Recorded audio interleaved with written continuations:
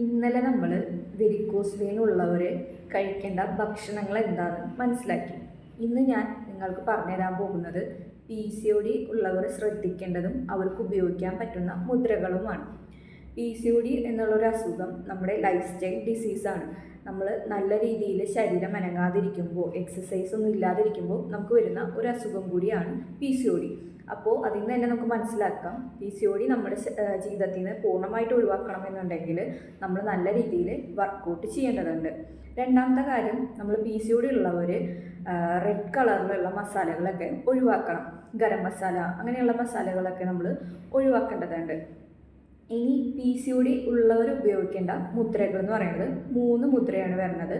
ഒന്ന് അബാൻ മുദ്രയാണ്. അബാൻ മുദ്ര ഇങ്ങനെയാണ് ചെയ്യേണ്ടത്.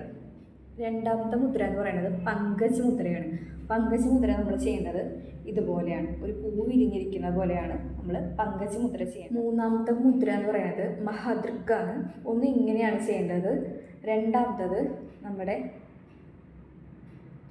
ഇങ്ങനെയാണ് ചെയ്യേണ്ടത്. ഇങ്ങനെ 2 തരത്തിലാണ് മഹാദൃക്ക് വരുന്നത്, ഈ മുദ്ര വരുന്നത്. ഈ 3 മുദ്രയും 15 മിനിറ്റ് വീതം 3 നേരമായിട്ടാണ് നമ്മൾ ചെയ്യുന്നത്.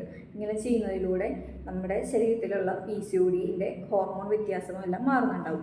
എന്നാലും ഞാൻ എടുത്ത് പറയുകയാണ്, നമുക്ക് പൂർണ്ണമായിട്ട് ഇത് മാറ്റണമെന്നുണ്ടെങ്കിൽ നല്ല രീതിയിൽ എക്സസൈസ് ചെയ്യേണ്ടതുണ്ട്. അതുപോലെ തന്നെ നല്ല ഡയറ്റും നമ്മൾ ഫോളോ ചെയ്യേണ്ടതുണ്ട്. ഇതെല്ലാം ഒന്ന് ചെയ്ത് നോക്കൂ. Thank you.